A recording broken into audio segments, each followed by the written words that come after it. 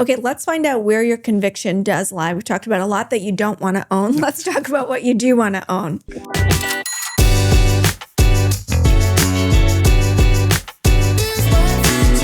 ProPicks is brought to you by ATB Financial.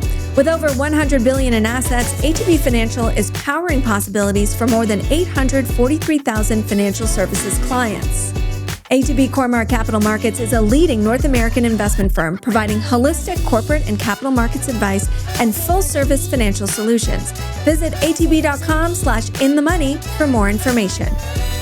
Okay, so you were last on March 4th, 2025. Right. And at that time, you picked Google, Stryker, and CNQ. Right. Let's talk about Google. It's doubled since then. That's the best one, up 104% since you chose it. Somehow I'm down on Google. That's impossible. It seems impossible, but that's because I was an idiot and I sold during the peak Gemini fear. And that was the exact right time to buy it. But didn't you guys do a show and you said you don't sell anything? That's part of the show. You did that at your Christmas show. You said don't sell anything. I know. And then but we lamented about how I had to learn. I have to learn a lot of these lessons the hard way. Oh, okay. And that's what I recommend our investors do is make small mistakes early. Right.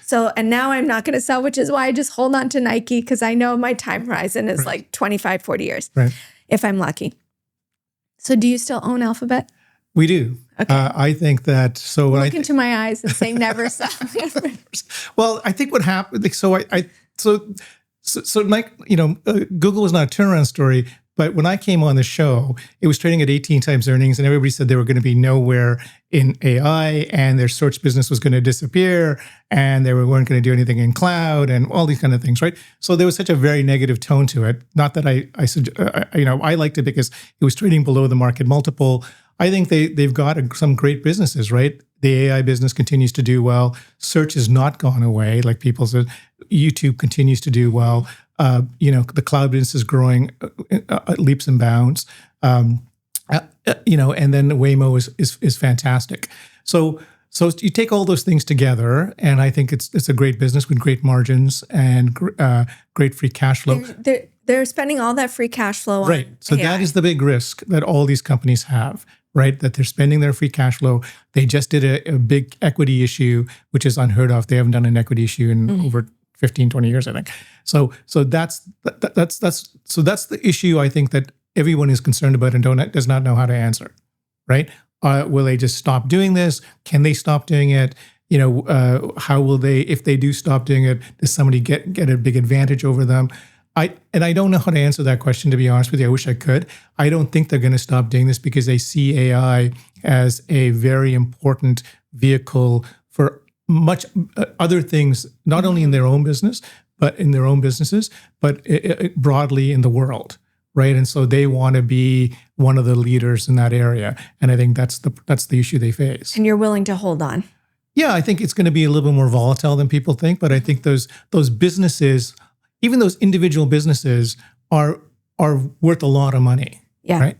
And we're going to talk, just like you said, Google was undervalued back then. You brought us some new ideas that you think are kind of Google-esque. So stay tuned for that. First, you got to take your licking on Stryker. Right. It's down a lot. It's down a lot. Well, you know what? It's not that bad. It's down 14% from when you picked it. Right. Depending on the point, though, when people got in, it's down a lot more. MedTech, a lot of high-profile misses, and Stryker is one of them. Yeah. Talk to me about why Stryker has stumbled and what you think about it now. So I like Stryker still. We still own it. I think MedTech is important because there's this kind of relationship in healthcare where the longer you keep people in the hospital, the more expensive it becomes, right? These products really help, decrease the pain level for most people, whether it's knee replacement, hip replacements, spine, but also allows them to be out of hospitals quicker and have a much better life. I think with Stryker, one of the problems was that during COVID, they weren't doing any of those surgeries, so the stock did poorly. Came out of COVID, did start to do well. Now all those kind of backlogs are gone, and you're at a more. So I think what's happened is many analysts and stuff that overestimated numbers and all those things going into this period of time, and so I think there's this readjustment phase. the thesis to me is still very good. I think they also had a cyber attack. Yeah. So, but I mean, I think everybody has a cyber attack. You probably are having one right now. You don't even know about. So.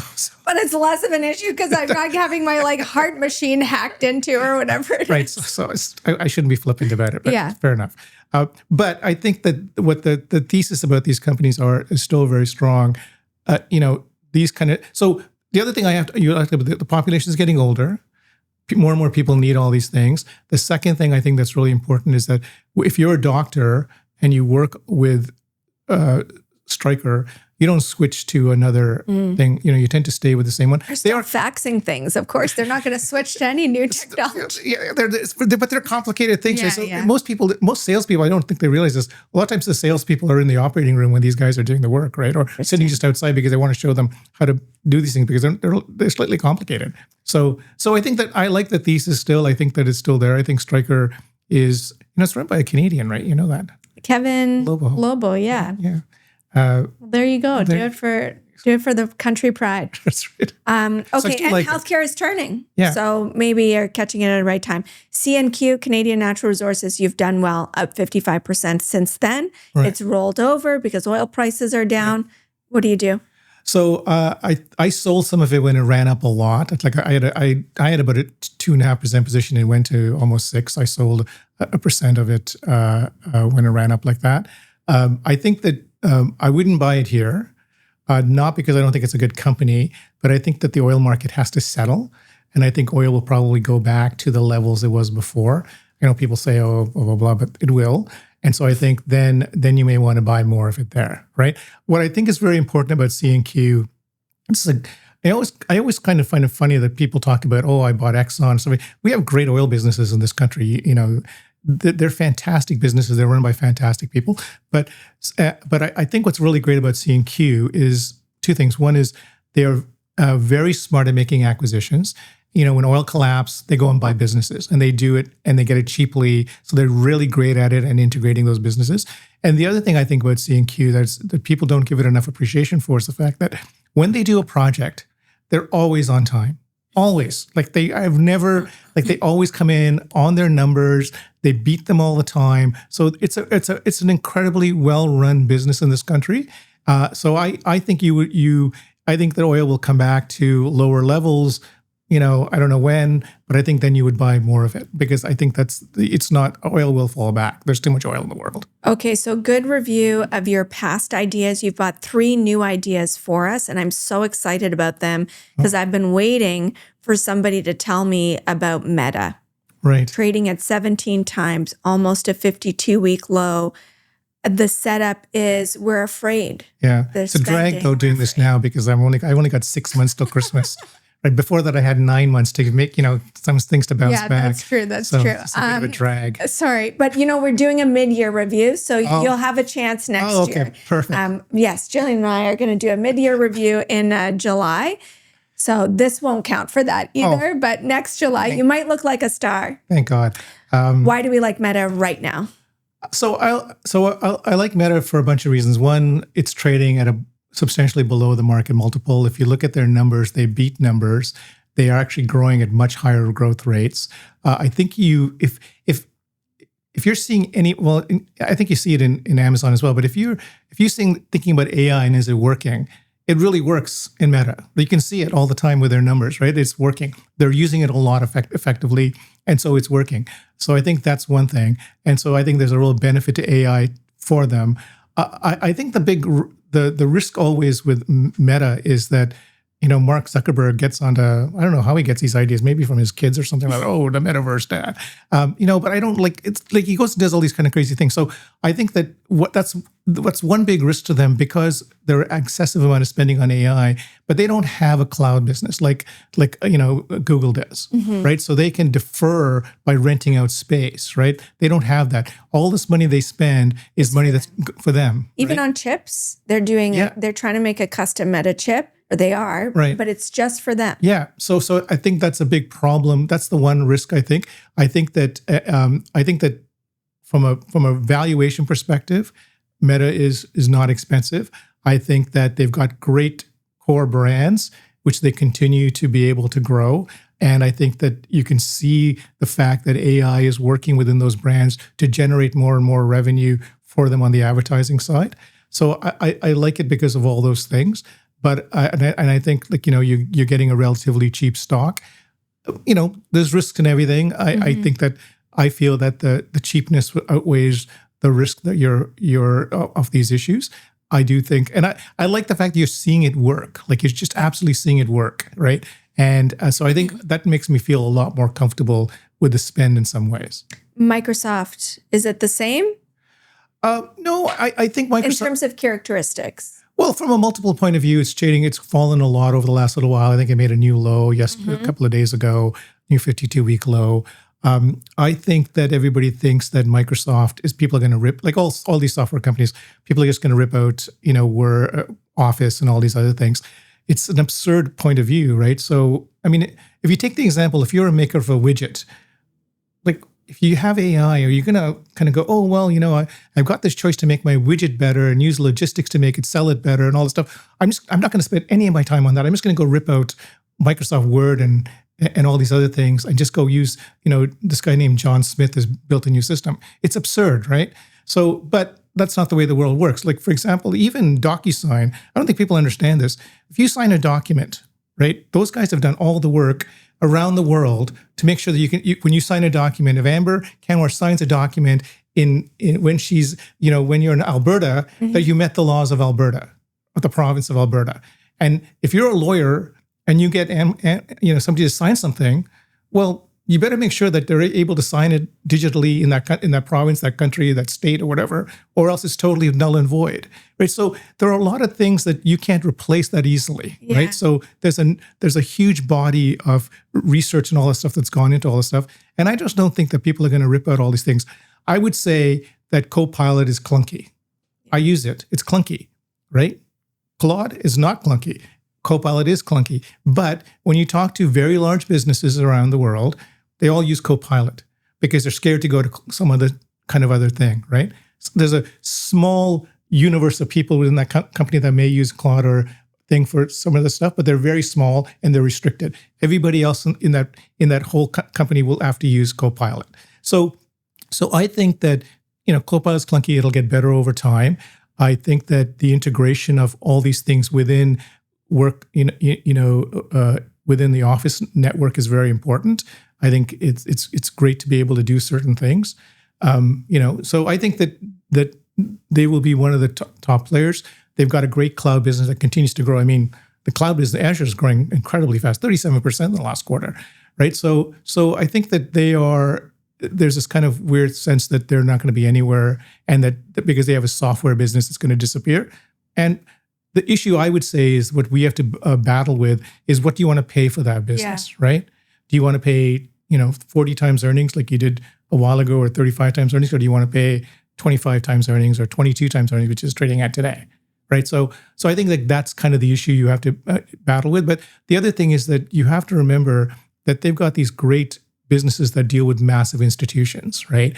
And massive institutions don't just go and rip everything out when they're all around the world, all connected. Your emails are connected. You're working on projects together that are all connected. So I don't think you do all that stuff lightly, right? So that's a big decision. And I don't think a chief technology officer is going to make that lightly, because the board he'll lose his job if it gets it wrong, right? So I saw this meme, which I feel like is what you're coming to. It's like in this, where we are right now, you have robots driving cars. You have the most powerful computer just in your pocket. You can have any movie in the world, like right in your home, and we're still using Excel. Right. Like all these changes, and yet we're still in our Excel spreadsheets. Right, but Excel's, so the problem with Excel is very simple. You could probably put a man on the moon with Excel, but you and I probably use it to equals bracket times, whatever, right? So you're a neophyte at Excel, so am I. I'm just saying it speaks to how enduring it is. Yeah, absolutely. So I think that and the connection between Excel and Word and PowerPoint and all those things are really important, right? So you like it, the software is enduring, and it's cheap enough. Yeah, I think so. I think you get a small dividend yield on it. I think that they will make AI an important part, and they'll work on it to make it less clunky, right? Okay, your third one is international. It's a French name. Yes. And you're going to Paris, so I don't know if this Can you pronounce it? Essilor Luxottica? Right. There we go. There you go. Now, I think of it as eyewear. Yeah, eyewear is great. Look at these. Okay. Fantastic, right? Yes. Also, in addition to the scarf, Paul has amazing eyewear. You're calling it a scarf. That's what is it? We got confused now what I'm wearing. Never mind. We'll skip on that part. Let's go to exotic. Let's go to Essilor Luxottica. Okay, so there are two companies. It's a French company and a Italian company, which you would never think would go together, but they do. So Essilor was the lenses. So if you go to a place to get lenses, they're probably made from Essilor. And Luxottica was Ray-Bans and all these other kind of brand names glasses. So two things. One, from an eyewear point of view, eyewear is much more fashionable these days as opposed to necessarily, I got to wear my grandfather's glasses to watch the screen. So that's one thing. So eyewear is much more fashionable. So people like glasses. They didn't like them years ago. They like them. Secondly, they are, as you on your screens more and more, people need glasses more and more. Mm-hmm. So and as they get older, they need more glasses. So there's a bit of a annuity that comes with that. The third thing that's happened is that they also do eyewear for like all these brands. If you buy a Dior or Chanel, like you probably have, but I don't. But if you did, they would be made from Essilor Luxottica. And finally, they have Ray-Bans, which Mark Zuckerberg and them have a relationship about Ray-Bans and making them, wearable. So that's their business with them. So they've done very well with that. Actually, their glasses have sold. Lots of Ray-Bans have been sold over the last little while, and they've grown their business a fair bit. Having said all this, the stock is in the dumps. Yes. There's worries about organic growth, and right. I think there's excitement about wearables. Yeah. And, I really don't think wearables are ever going to happen. Right. Unless, who knows, maybe if they're on glasses like yours, maybe. Right.